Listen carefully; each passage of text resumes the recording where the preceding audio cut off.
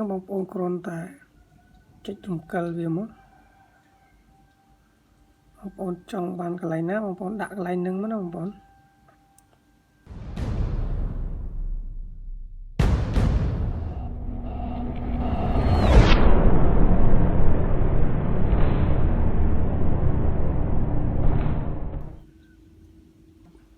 Sus đây bóng ôn được học này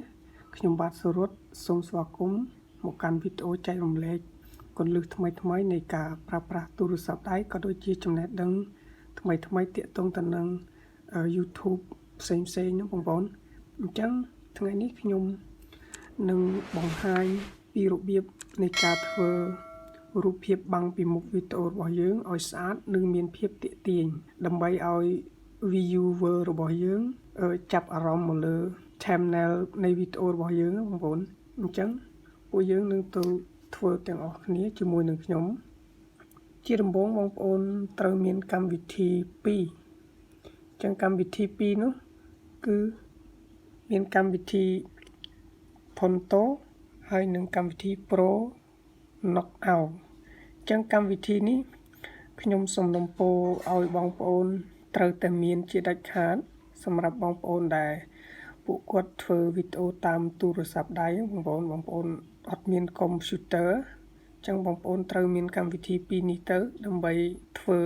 thumbnail បានស្អាតហើយមានភាពងាយស្រួលនៅក្នុងការរចនាម៉ូដអក្សរផ្សេងអញ្ចឹងខ្ញុំសូមរំពោឲ្យបងប្អូនមានកម្មវិធីនេះ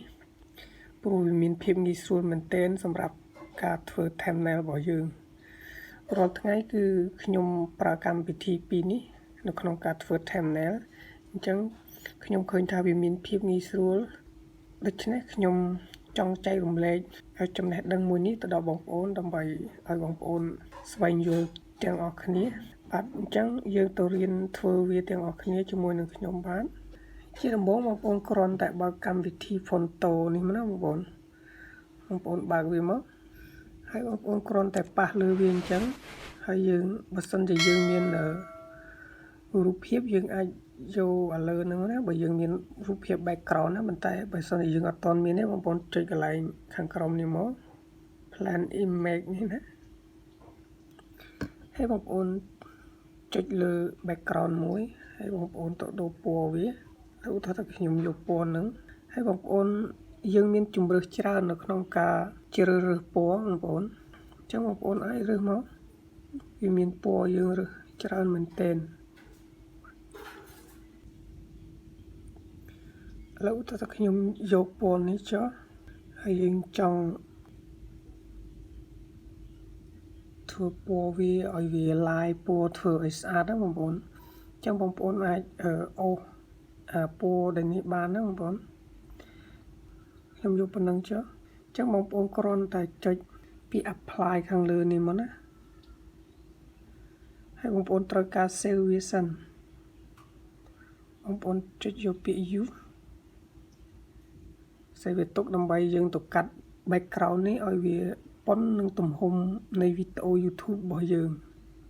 អញ្ចឹងយើងទៅធ្វើវាទាំងអស់គ្នាបងប្អូនគ្រាន់តែចុចពាក្យ save នេះមកណាបងប្អូនហើយយើងទៅមើលនៅក្នុង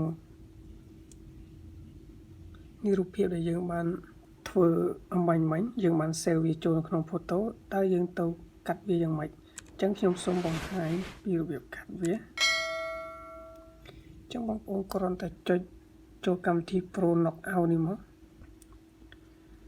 ហើយបងប្អូនបិទទាំងពាណិជ្ជកម្មនេះចេញហើយបងប្អូនយកពាក្យ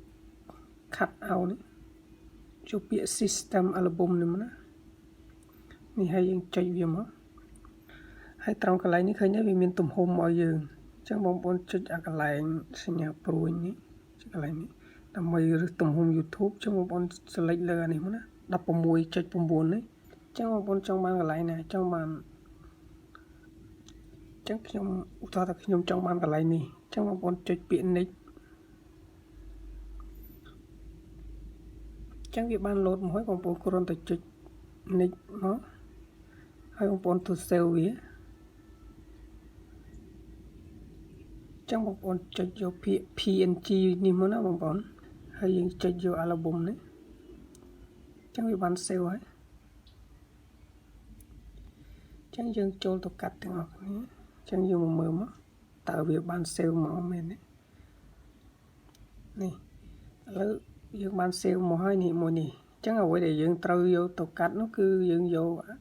អាដែលយើងបានកាត់មិញបងប្អូនចឹងបងប្អូនចុចកម្មវិធីធុនតូនេះវិញមកបងប្អូនគ្រាន់តែប៉ះលើវាបងប្អូនទៅយក background ដែលបងប្អូន save មិញហើយ background យើងបានហើយយើងរចនាវាយ៉ាងម៉េចដើម្បីឲ្យវាស្អាតនិងមានភាពទាក់ទាញ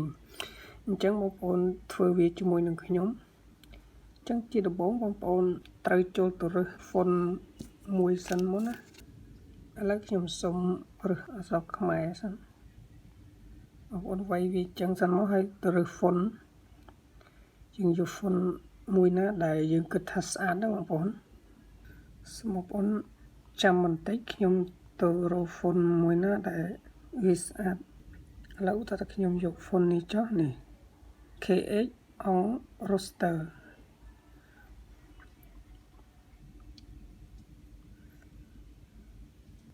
ឥឡូវយើងសរសេរមករបៀប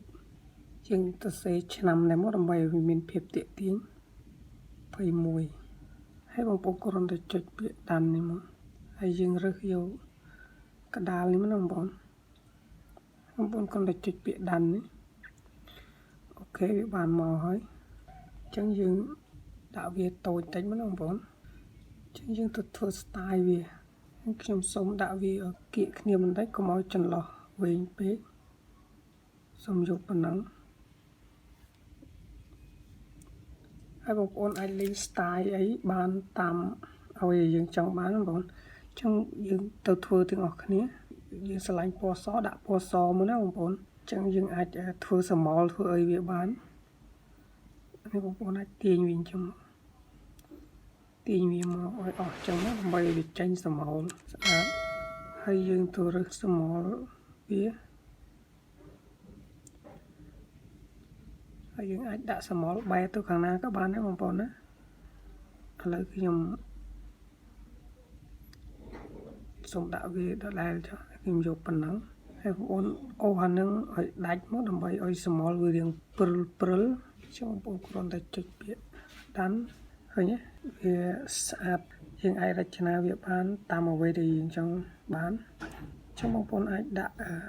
បន្ទាត់ពីក្រោមក៏បានឥឡូវខ្ញុំសូមដាក់បន្ទាត់ពីក្រោមយើងលេង style អ្វីតាមដែលយើងចង់បានណាបងប្អូនខ្ញុំសូមយកអានេះចុះយើងចុចពាក្យដានមកហើយយើងអាចបង្វិលវាបានយើងអាចបង្វិលអញ្ចឹងបានណាបងប្អូនអញ្ចឹងខ្ញុំសូមដាក់អញ្ចឹងយើងលេង style ធ្វើម៉េចដើម្បីឲ្យវាស្អាតអញ្ចឹងយើងទៅយករូបភាពមួយមកដើម្បីដាក់យើងកុំតន់យកក៏បានយើងទៅសេអក្សរឲ្យអស់សមកអញ្ចឹងខ្ញុំសូមសរសេរមួយទៀតណា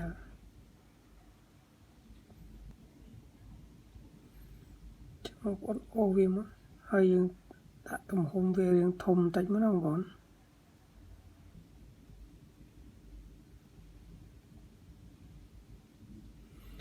អានេះយើងអាចដាក់វារៀងតូចបន្តិចមក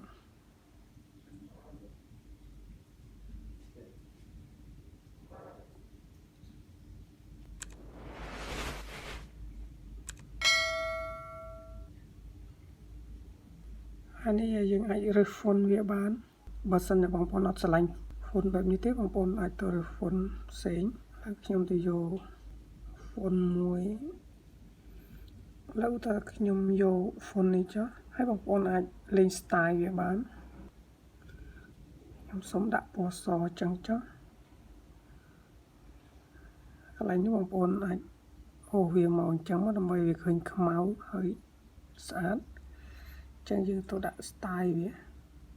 យើងទៅដាក់ style small វាចឹងបងប្អូនរើស style មួយណាក៏បានដែរណា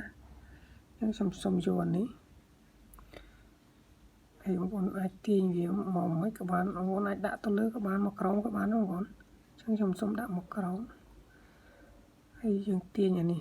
ចឹងមកដើម្បីឲ្យវាឃើញស្រមោលនឹងព្រិលបងប្អូនហើយស្អាត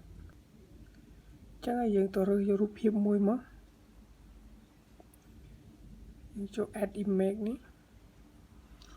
ឥឡូវខ្ញុំសូមរើសយកនេះរូបនេះខ្ញុំពង្ចុចដាន់នេះអញ្ចឹងវាបានលោតមកហើយសូមបងអូវាមកដាក់អញ្ចឹងមកហើយយើងដាក់ទំហំវាធំបន្តិចមកណា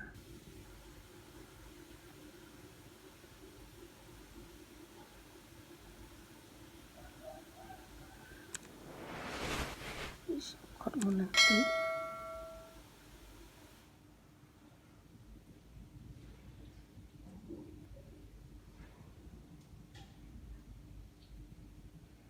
ហើយយើងអាចដាក់ឲ្យរឿងតូចតិចក៏បានដែរបងប្អូន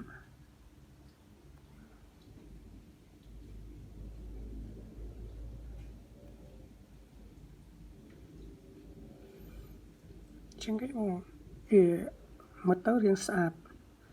ចឹងបងប្អូនអាចទៅយក add រូបភាពបន្ថែមទៀតឥឡូវខ្ញុំសូមទៅយក logo មកដាក់ហើយខ្ញុំសូមរើសយក logo របស់ខ្ញុំចឹងបងប្អូនចុចដាំអញ្ចឹងរូបភាពយើងបានមកហើយចឹងបងប្អូនគ្រាន់តែចុចរំកិលវាមកបងប្អូនចង់បានកន្លែងណាបងប្អូនដាក់កន្លែងហ្នឹងមកណាបងប្អូនឥឡូវខ្ញុំសូមដាក់វាខាងនេះយើងទាញវាឡើងមកលើ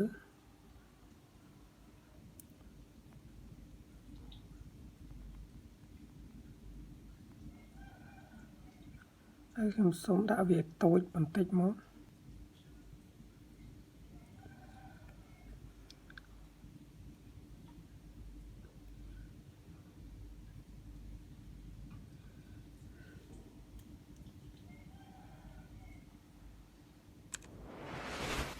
វាតូចតិចណាបងប្អូនហើយបងប្អូនអូសវាឡើងទៅលើបន្តិចមក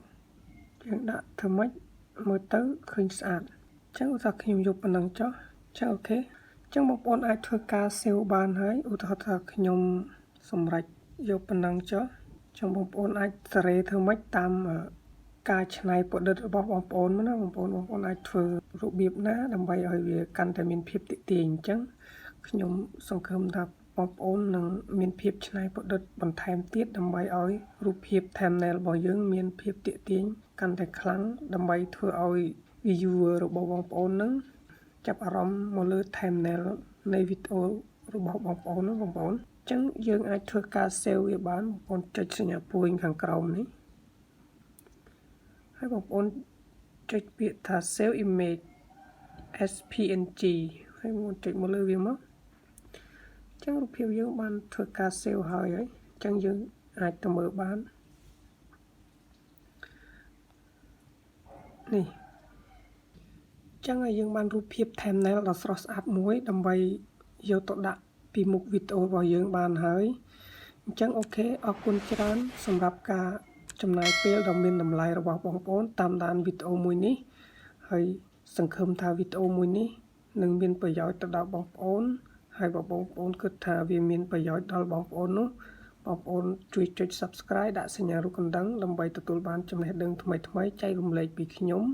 ហើយពួកយើងនឹងវិលត្រឡប់មកជួបគ្នានៅវីដេអូក្រោយជាបន្តទៀត